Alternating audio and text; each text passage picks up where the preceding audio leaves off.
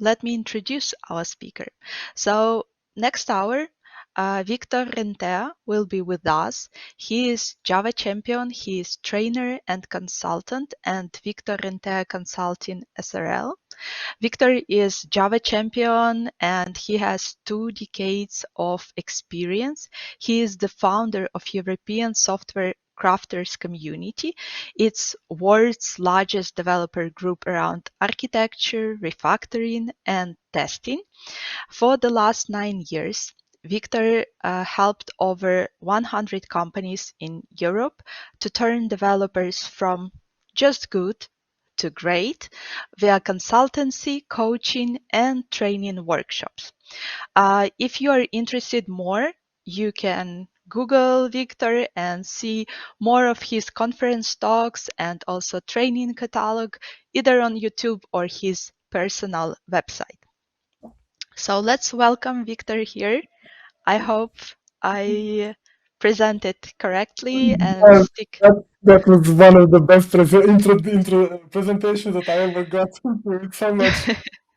Very nice. Thank you. Happy to do that. So how are you? Fine. Looking forward. Looking forward to share one of my biggest passion that I have about testing and design mixed together in one single talk. So yeah, really looking forward to start.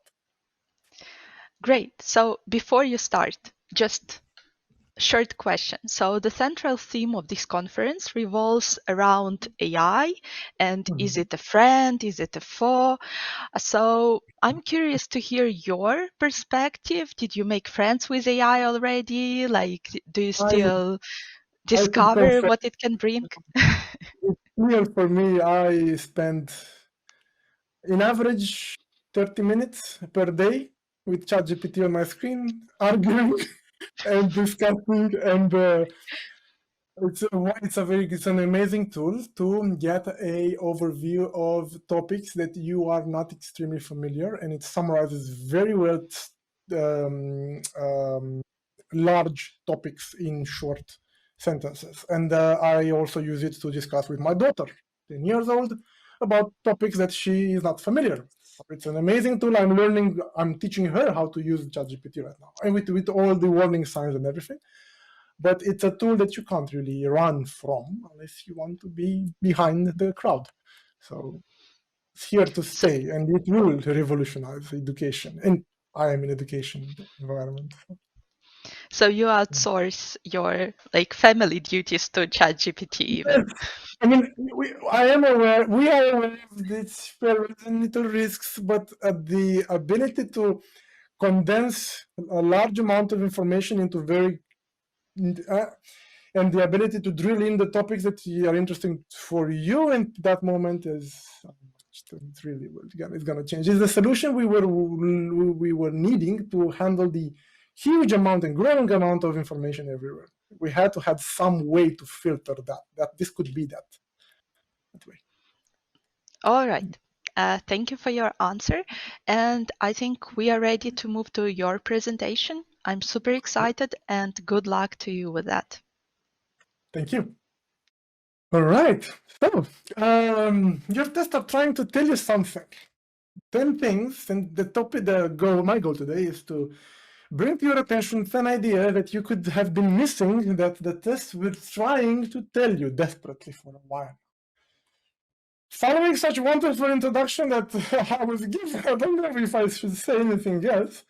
I'm just coding for a while, teaching for a while. You can find me on YouTube, many talks over there. And I have this European software community thing, the largest indeed, and I will invite you to join for the monthly webinars after work, 6 p.m. Ukraine time. Indeed, talking about clinical design and testing. Go ahead, go on my website, click the link, go to the community, completely free. And I also have 2 kids, 1 cat, and a garden. There is life beyond work. So let's turn back time 20 years ago in the early days of Agile, and they were talking about a thing called emergent design. The idea that while you keep shipping software, the design of the system will naturally automatically improve. That came in contradiction with what the waterfall was saying about how much design you should put up front in a system.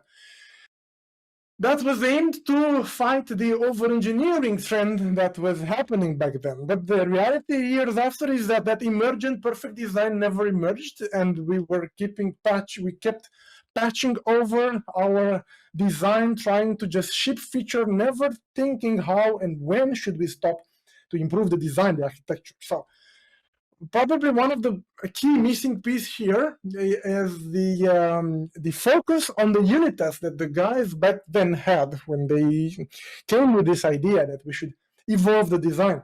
One very important source of hints about when we should improve the architecture and the design of the application comes from tests. And I want you to meet this guy, Kent Beck, my favorite guy on earth. This guy created extreme programming in the 1990s. He invented TDD, considered the father of unit testing, and is the author of JUnit. One of my favorite guys on the planet, this guy. And Kent Beck has these wonderful rules back in the days. The 4 rules of simple design, you will find them. The first rule is that the code you write should pass all tests. That means that you have tests that proves that your stuff works as intended, and that gives you the ability to simplify and improve the design tomorrow if you find ways to do that, right?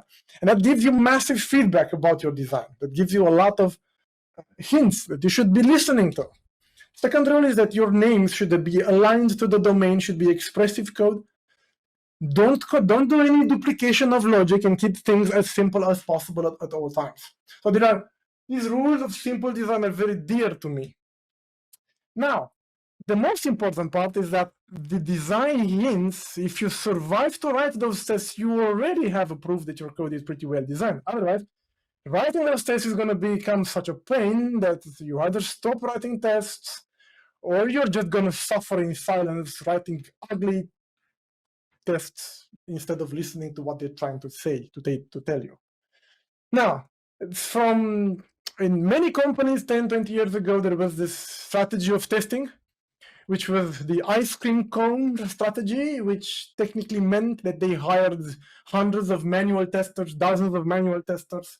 They barely had any automated tests for the end-to-end. They started writing some unit tests, and integration tests were virtually missing because the old frameworks did not tolerate to start the application in a test environment like we can now start our frameworks. So it was very hard back in the days. And the problem is the total coverage that this approach gave you was low. So we were afraid of changing code at any moment throughout the day. So we turned this ice cone backwards, and now we are talking about the testing pyramid for a while already. The idea to have a lot of tests for the little details, for the bits, right? For the slices of behavior. The idea to have integration tests for groups of modules, for groups of classes. We will see what that really means in the following. And we were saying that we have tests at different level to cover different kinds of risks. We have tests for little pieces of behavior. We have tests that integrate components, and we have end-to-end tests that prove that everything works as intended as a whole, right? The whole story. Just a second, okay, click. Now, the stuff that is very critical to the business should be higher, and it's very expensive to build a test that goes the whole flow, while the deep edge cases are addressed in the unit test area. Now, the pyramid, let's say, untold story about the pyramid is that we expect to see overlapping between the layers, between the levels of tests. So it's okay to test the same feature at different levels, perfectly natural.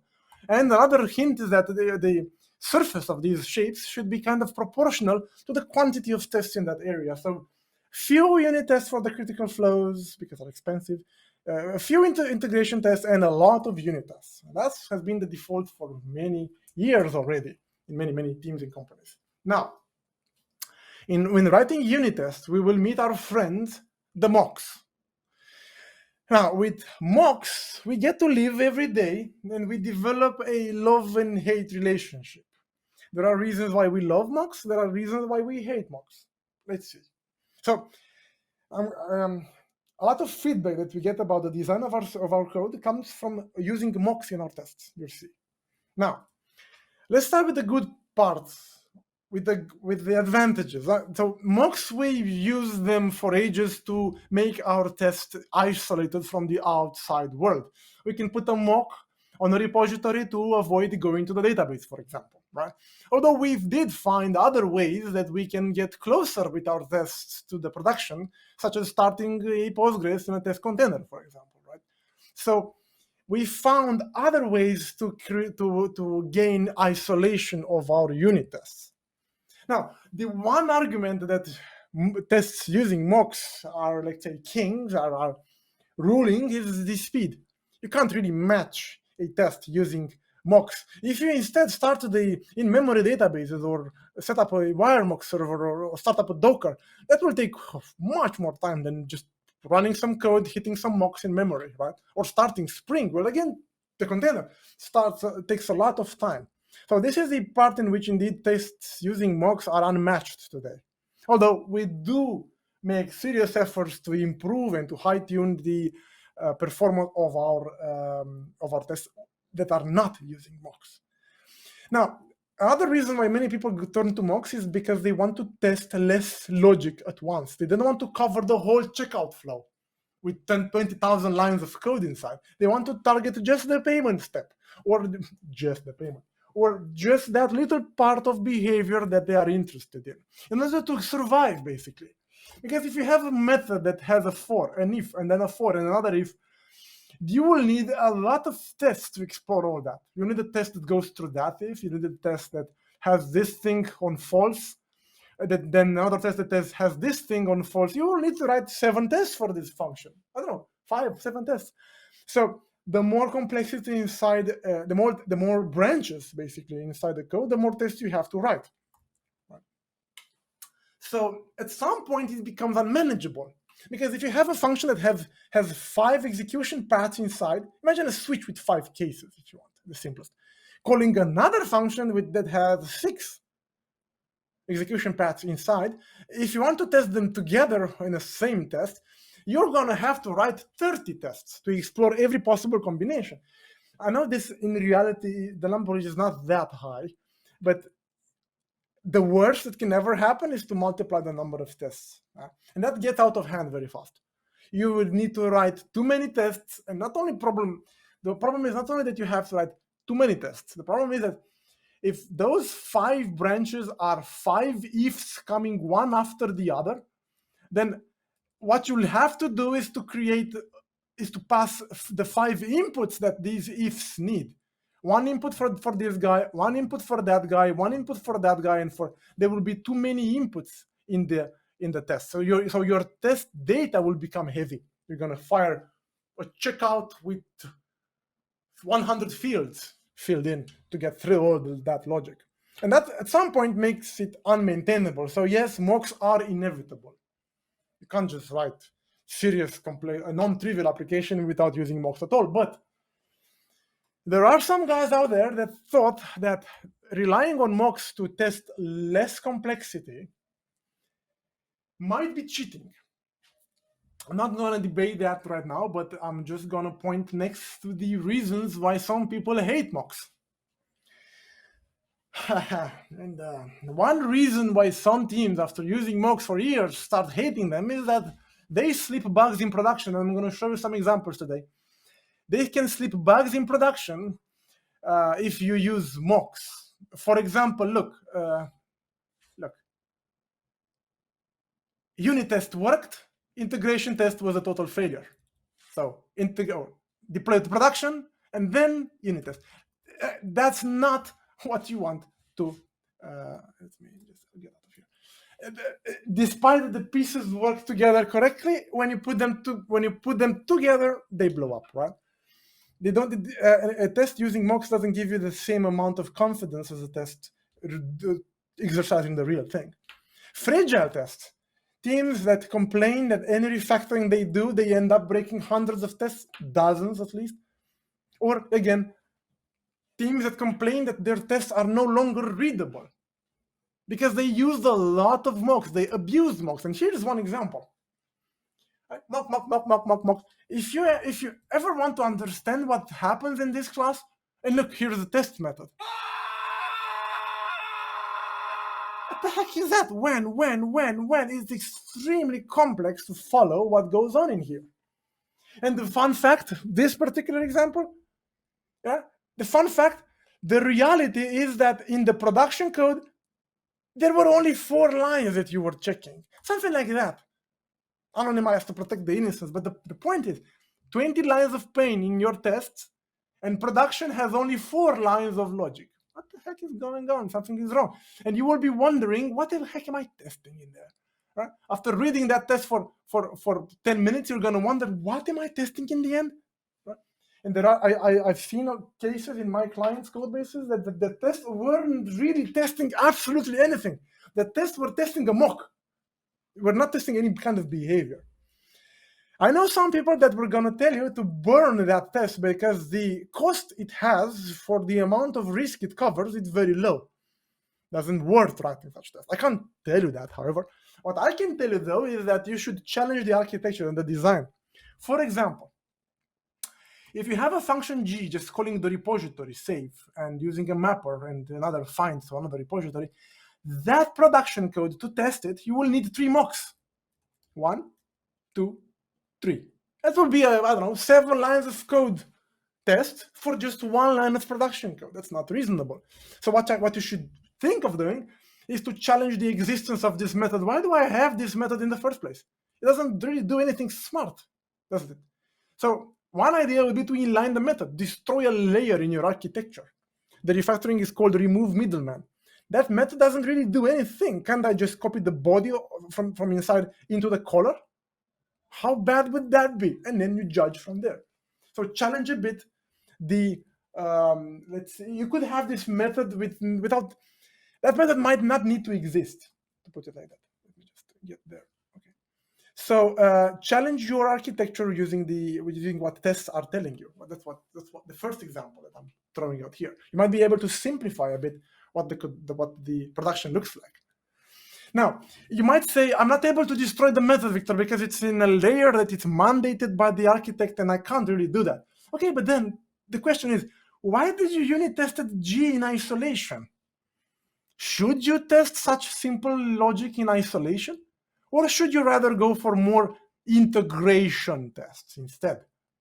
Now, let me get you there. You know the pyramid that we discussed previously? That's for monoliths.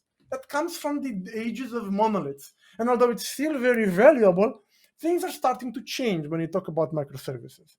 Now, in monoliths, what was key is that there was a lot of complexity in the monolith. And the number of APIs it had was pretty low compared to the complexity. So the only way we could test all those quirks on the nifs inside that complexity was using unit tests. But now when we come to microservices, you will see they expose much more APIs that are natural attack surfaces for your tests. And the microservices themselves don't hold the kind of complexity that you could find in a monolith 10 years old, right? So as a consequence, teams are starting to favor writing more integration tests. And I have many clients, high-level clients, that are favoring writing more integration tests than unit tests, adopting the so-called honeycomb testing strategy. Now, the topic itself is pretty wide, so I'm just going to sketch a bit the main ideas and move on.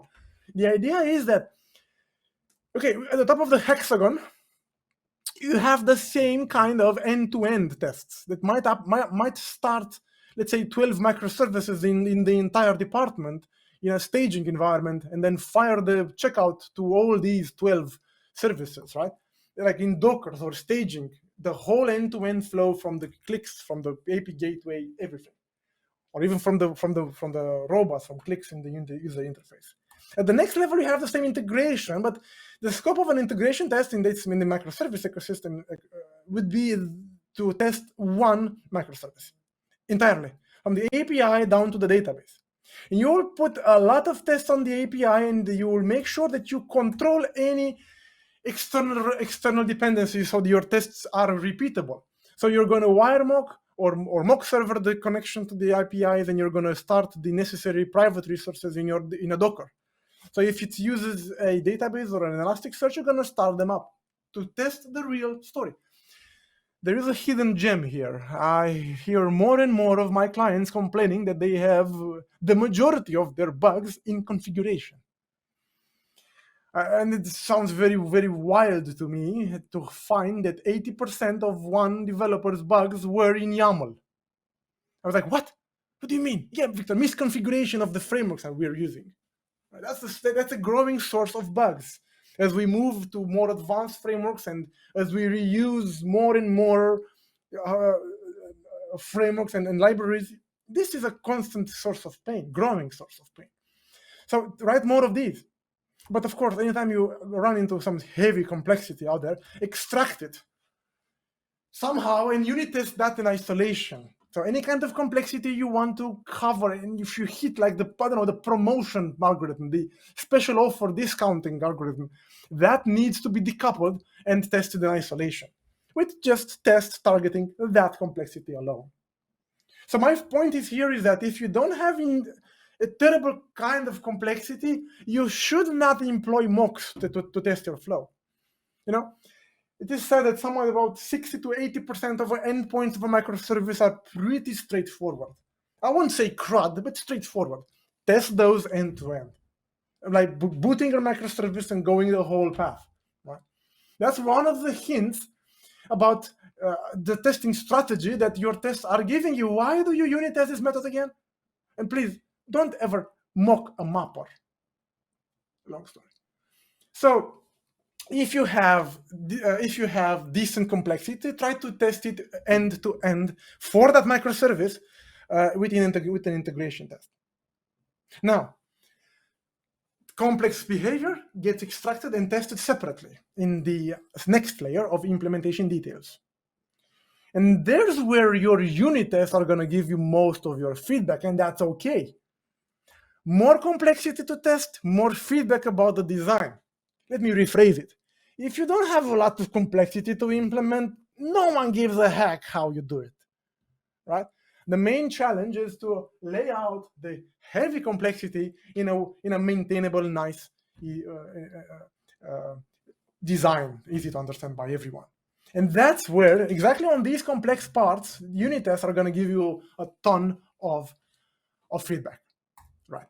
And one of the things that should come first, I know it's probably the most difficult to grasp, but give it a try.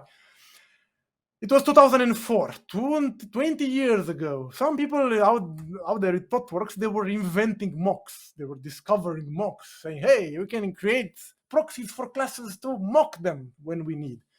And these guys published a paper, like a scientific paper, many, many years ago, right?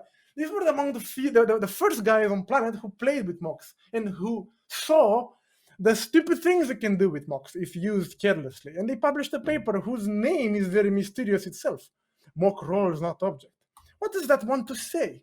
Let me try to explain you, although, let me try. Well, here's the workflow that I see most developers following. They type. They implement a feature. Congratulations. It works. Next thing you know, they think, oh no, tests. And then they write tests. They write tests by, technically, when they're late in their development cycle, it's almost close to the deadline of that feature, to the end of the allocated time. And what they end up doing, they blindly mock all dependencies of the production code they wrote before. And they end up with tests looking just like that. They mock all the dependencies, they copy-paste the dependencies from production into the test, mock everything, and they write the test. There is even, referring also to the artificial intelligence, there are plugins that you can use to generate unit tests automatically for any complexity you want. DiffBlue cover. If a machine can, but I can't tell you how bad those tests look. So it uses artificial intelligence to generate unit tests. That's also bad because it doesn't convey the meaning. The problem in this approach, when you think about testing too late, is that you don't grant it sufficient time to, you don't listen to the feedback from those tests. You just patch over your way right? And then and then years later you complain that your tests are fragile. Of course they are fragile if you never cared about them, but too late. So what those guys in 2004 were trying to say with their paper is that you should not be just mocking blindly any objects that you encounter. You should be thinking in terms of contracts, in terms of responsibility. You should be asking yourself, what does that thing do for me? Does it have a well-defined responsibility? Is it clear what it does for me? Can I speak it out? It has a good name, right? Because once you mock a certain API, you can't change it without a lot of pain. So double check whenever you are trying to mock a method if that method has a very sharp and neat signature and API, and if the class is well laid out and everything. So let's listen to those tests, and don't just fall in the trap of testing each class in isolation. Testing each class in isolation is called solitary unit tests. No one actually said that unit tests should target a single class. Look, if you unit test A and then the unit test B, each in its own test classes, then whenever you will want to refactor the collaboration between A and B, perhaps you want to move some part of B outside. Then those tests will gonna blow. Perhaps you want to move some part from A into B. Right? Then those tests are gonna blow up, and you don't want that. Instead, you should go for unit tests that target groups of objects, not just one particular class. These are called social unit tests. Of course, refactoring inside this bubble of testing will not break those tests, right? But the problem is you do have to travel more through your code base. You do have to cover more ifs, to cover more branches. So it is more challenging to write those tests, but you get more stable tests on the long run. So you need to match the testing surface to the responsibilities that you clearly identify. If you can't really tell what B does for A, mocking B in relation to A is a mistake. Until you have very clear what B does for A, try to test them both together, okay, with social unit tests. So unit test does not mean mocking all dependencies of a class. That's wrong, plain wrong. Unit tests, if you want them to be robust, should target responsibilities, clearly identified roles in your code, even if that involves 3 or 4 classes, right? Good. Now, for the remaining half an hour, I'm going to walk you through other hints that unit tests are giving you about your design. To start with a simple example, very, very simple warm-up. If you have a method taking a big object with 15 fields inside, but the method itself only uses 2 of these fields, you will find yourself having to create the object in the tests to pass the object inside the method, which makes little sense when instead you could just pass A and B. You don't really need the big object around. And that's good because it's a clean code idea to pass the minimum amount of information to the functions in your code. So I would refactor this to take A and B, and just the production becomes clearer, the tests become simpler. So win-win. Now, many times you can't really, many times you might need more than 2 fields. You might need 4 pieces of information. One idea that you should keep on your table is to create a new type, a new object that wraps around those 3 objects. Of course, this can also be abused and lead to over-engineering, so I will only do that if it makes sense, if ABC holds, if it's a sharp concept, right? For example, if the method that I'm targeting is full of complexity, if I require 12 tests just on this method, of this behavior, it might make more sense to create the new type, because that would simplify 12 tests. So it's a trade-off here. You add more data structures to simplify the logic that you want to cover. More logic, you need to grow for that logic more structures also, okay? So sometimes it makes sense. Whatever you do, however, please do not start mocking getters. You could also think that, hey, why set a field in an object why I could mock the getter? Don't do that. The next worst thing that happens after that is having getters returning mocks. Mocks returning mocks. Don't do that, please. It can lead to extremely ugly code bases, like tests like that. Instead, try to improve the production design. Take less arguments or take new types that make your tests simpler. Okay. Now, you could sit there and look and say, hey, Victor, setters? Really? Setters? Look, next thing that I want to bring to your attention here is the concept of an object which enforces its own consistency, that throws exception when you want to create it in an invalid state. This object is going to blow up when you instantiate. It can be either mutable or immutable. So you see, I'm talking about a domain model which does not accept to be created or does not accept getting into an inconsistent state. If you ever want to use such an object, but that object is large, what's going to happen is that you will have to instantiate a very big object in your tests just to be able to call the production that you want to test. So you're gonna suffer instantiating such large objects. Imagine a customer that requires 7 mandatory fields.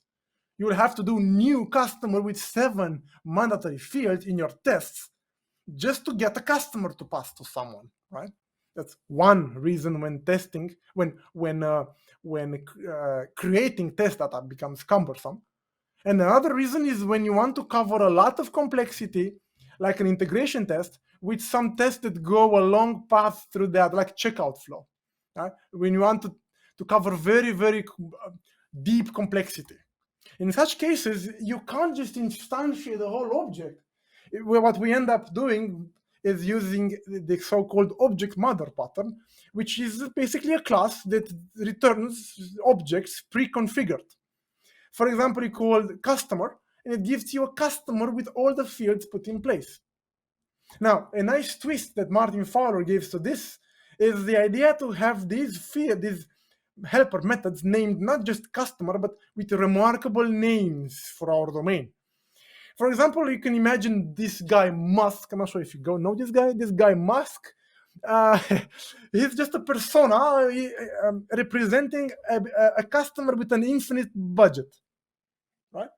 So everyone in your team, including business, gets to know this guy Musk. So you could encounter this in the requirement, saying, imagine Musk comes and wants to buy some products, but he doesn't have money on his card. Would you give it? Of course, it's Musk. It's infinite budget. It's an old customer. Yes, of course. You could involve this into your requirement and into your business logic understanding, right? Like a persona. Now, the problem with the object mother is that this class becomes shared by a lot of tests, by a lot of test classes. And whenever a lot of things share the same thing, that's called coupling, and it can get your object mother to grow beyond any decency. I've seen classes like that. Well, I've written classes like that, more than 1,000 lines of code, constructing objects in different states. Right? Now, there are some best practices about using these object mothers, one of which is not to change it, but only add new things in order to avoid breaking the ones that depend on it. And also the habit of getting the object from the object mother and then tweaking it further, changing the fields that are relevant for my test case, and then throwing it in the code that I want to practice. So the point is here to derive a similar value but significantly different for my particular test case. Right. Now, what's the connection with the design, with the production design? Imagine the object mother is used in 2 distinct verticals. If you want to call them modules, feel free. Invoicing and shipping. Using the same object mother will end up growing this class huge, because I would have to create a customer with all the fields required for both invoicing and shipping, and that will explode the structure. So one initial idea would be to create a dedicated object mother, one for the invoicing module, one for the shipping module. I'm talking about here a monolith. I'm talking about a monolith which has the same customer used in both shipping and invoicing. Now, a better idea would be to break the actual customer into, to create the invoicing customer and the shipping customer, and then break completely the 2 modules in maybe even God help us all, microservices.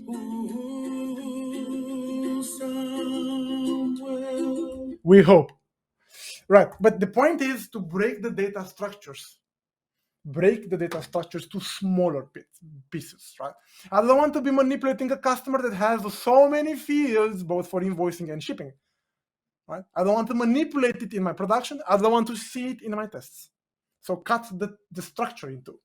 Now, again, to be honest, it isn't the tests that are telling you this. You knew that already. You knew that you had to break the monolith in two between shipping and invoicing 99% of time anyway. Right? Tests are just another push in the same direction that you already felt. Good. Now back to architecture.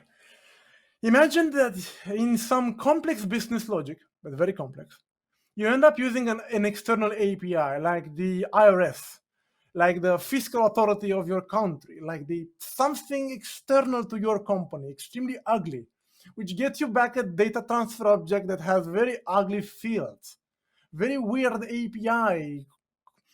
You have to do retrieve, you have to do tokens, certificates, authorization, all sort of madness, connection time, and you mix all that in complexity with your business logic, with your own business rules.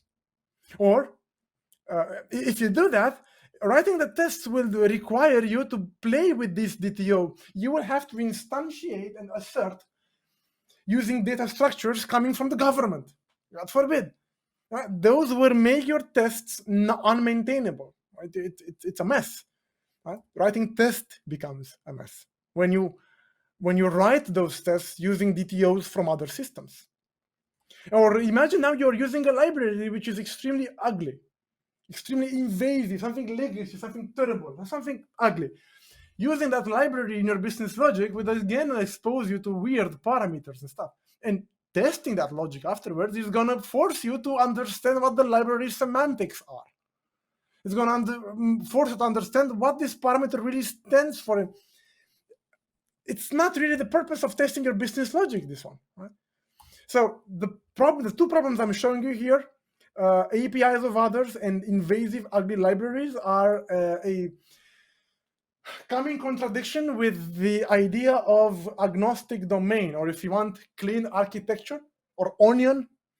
In those architectures, it's a good practice to separate your complex logic from the quirks of integrating with the external world, whether it's APIs or libraries. So the typical solution is to wrap an adapter over that ugly call, and from that adapter to only retrieve outside objects that you created, your own data types, right? So it's a wrapper over the ugly thing that you have to use. Okay, you could say, well, why would I? Because tests would also become cleaner with the moment you don't need to work with some weird library API or some strange data structures, right? So going for a clean architecture and separating the domain inside from whatever is outside is a very good practice. So keep your domain logic in one place, in an agnostic domain, entities, domain services, right? And every time you want to go outside to call someone, write an adapter and go outside through that adapter. Or if you want to talk to the library, write an adapter on the library. Now, this whole architecture I can't explain right now. I will just point you to Devoxx Ukraine 2021, 2 years ago, where I have a talk in which I detail more about this kind of architectures, but you can find online also. For what tests are concerned, the test will target the business rules which are protected inside the domain, which is not polluted with DTOs of others, with APIs of others, or ugly libraries. These are kept outside, so to allow you to focus on your own business rules. So you see, unit tests really love when we find simple signatures to methods, smaller structures, and we keep our data structures safe from the influence of the external third-party APIs. Now, next series of design hints comes from when you try to unit test heavy complexity. But I mean heavy. Imagine, first of all, a class which contains f and g, and both f and g are complex. If both f and g are complex, Imagine now that F calls into G. If F calls into G, right, and G is complex itself, the fact that G is complex itself, you would love to be able to unit test that alone. For the reasons we mentioned previously, if you test the whole story, there are just too many tests to write on F to cover everything F does and everything G does. Just imagine inside here 10 ifs and 10 ifs here. To go through all of them, it's too many tests. So you would love to test G in isolation. To do that, let's suppose you did that. But once G is tested, the question comes, when I test F, do I allow my tests on F to enter G? I don't want to do that because I have already tested G. I've proven it works. So sometimes going through G, it's a pain. When that happens, you would be looking out ways in which I could block the call from F to G in the same class. Can I mock a local method call? If you ask around, Stack Overflow will be kind. ChatGPT is going to tell you about partial mocks or spies. These partial mocks allow you to intercept and mock methods within the same class that you currently have under tests. But that can get to very hard to understand tests later. Because at some point, you're going to look at the test and you're going to wonder, when my production calls this function, is this real or is it a fake? It's very hard to understand if things get wild. It's extremely hard. Things degenerate extremely fast. The only place I would accept using spy in reality is when you have to cover some terrible legacy code you inherited with tests. Right? What you should do instead, what tests would love you to do, is to ask the following question, F and G. Which of these is more high level? Which of these is more low level? Now, if F calls into G, that means F is the boss of G. F is over G. Or F is coordinating what G is doing. So G is low level, F is high level. And now if you follow the principle split by layers of abstraction, you might end up breaking the class into having the big class here, called high level, calling into the G, which is low level. Again, the names here are not that smart. But the point is, you separate some orchestration logic from the little details it has to use, right? So if the names that you end up finding make perfect sense, if you can find a good name for this new class, then bravo, you did it. You've identified a new concept, you made the code cleaner. But sometimes you can't possibly name this other class. Sometimes when you cannot name it, it means F and G really belong together in the same class. The code cohesion is worse if you break the class in two. You want to keep things together. In that case, I would invite you to test F and G together as a whole. Even if it's hard, with social unit tests that cover the whole flow. Right? With larger scoped unit tests, if you want. So separation by layers of abstraction. Who's high level, who's low level, right? Tests want us to do that. But let's see next what happens. We're going to see how tests show us how to break complexity horizontally, not only vertically. Oh, here's also an example for place order needs to process payment. Process order is high level, process order is high level, process payment is low level. Now, the next example goes like this. Imagine you have a class wide. I should tell you the usual name for that. It's product service. You see, when you name a class, a service with business logic, by the name of an entity that you keep in your application, product service, this you are asking for trouble, because you're gonna put in the same product service unrelated flows, and that's what I have also here. I have F that uses A, the dependency A. I have G that uses B.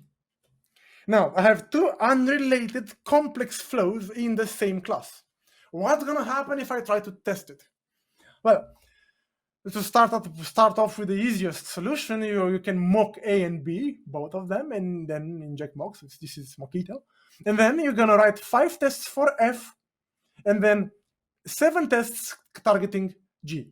For so far, so good. But then those 5 tests targeting F, those 5 tests, they will all need to mock this method.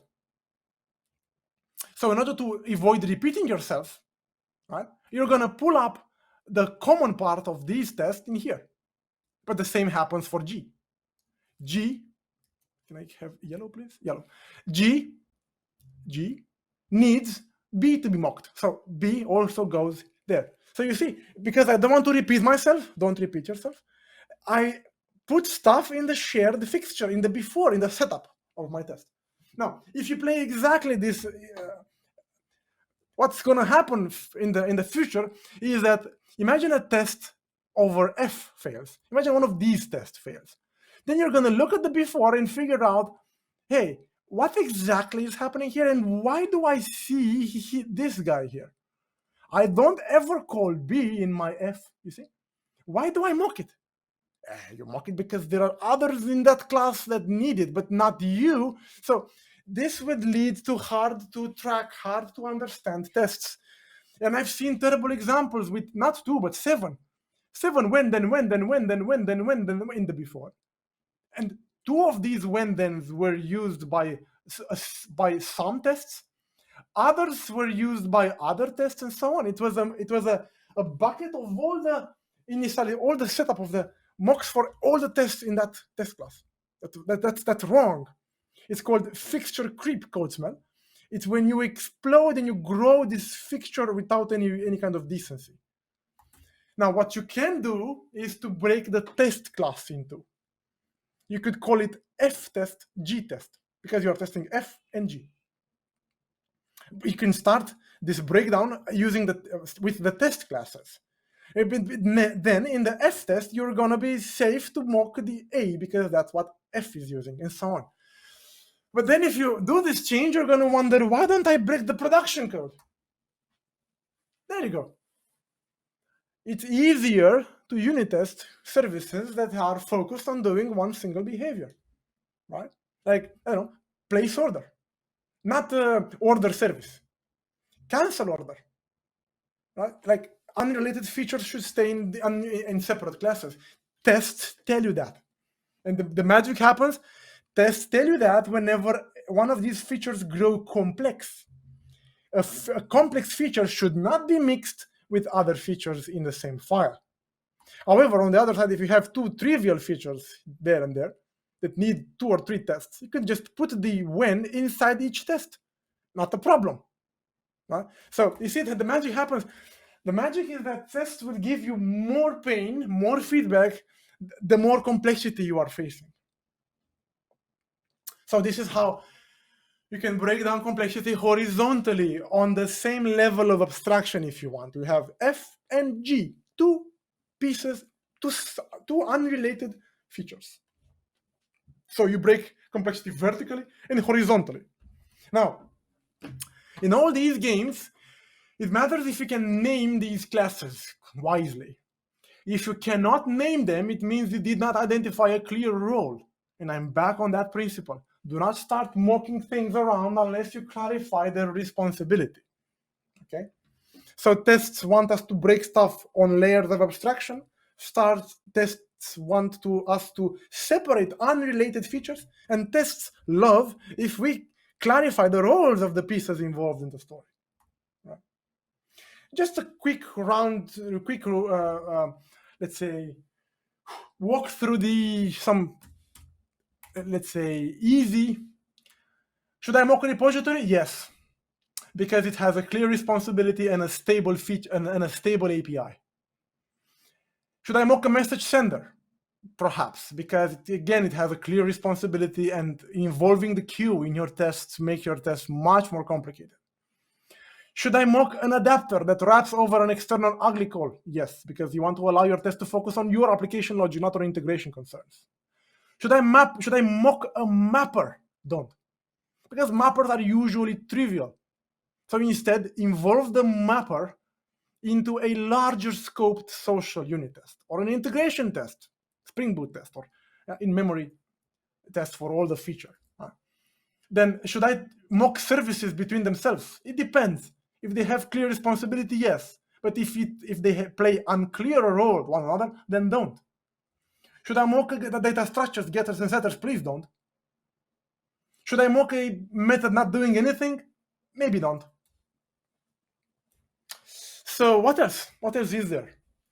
One last section is when unit test, you find out it promotes functional programming philosophy. Unit tests love if you use pure functions and immutable objects.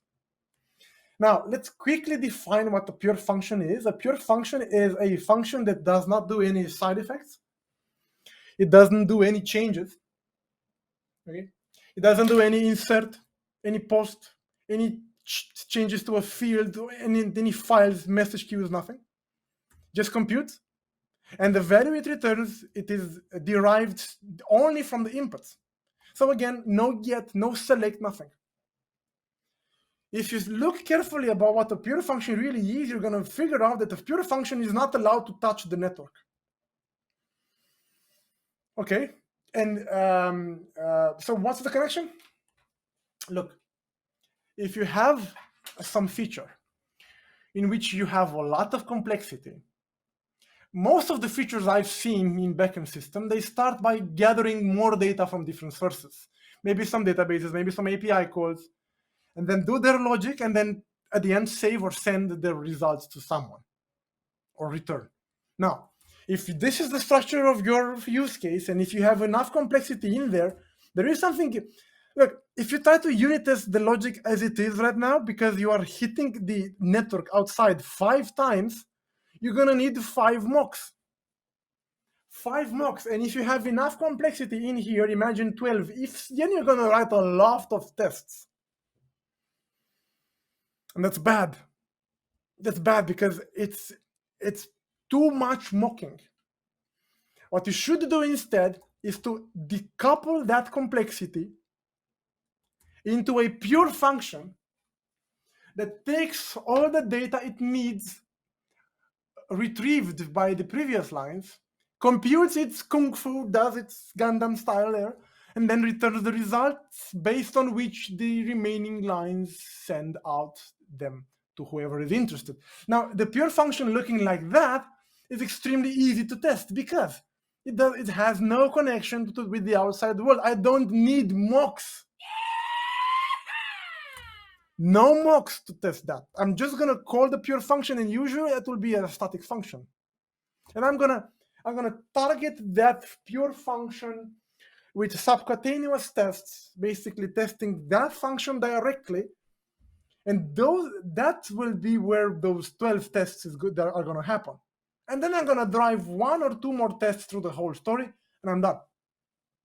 So I'm gonna focus my tests on where the complexity is by decoupling my complexity in a functional core, in a pure function, right?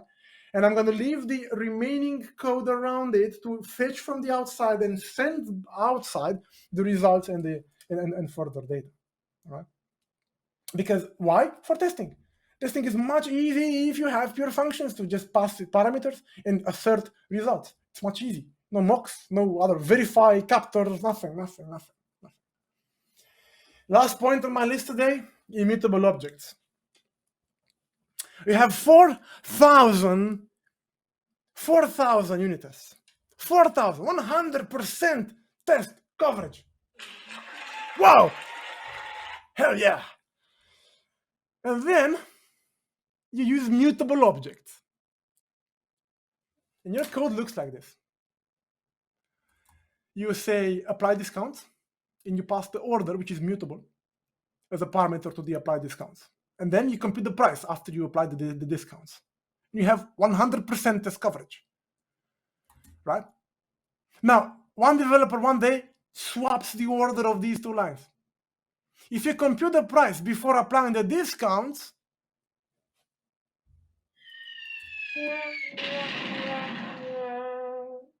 $4,000 tests, 100% coverage, bugs in production. Why the hell? Because you have temporal coupling between these 2 lines. Now, There is an approach called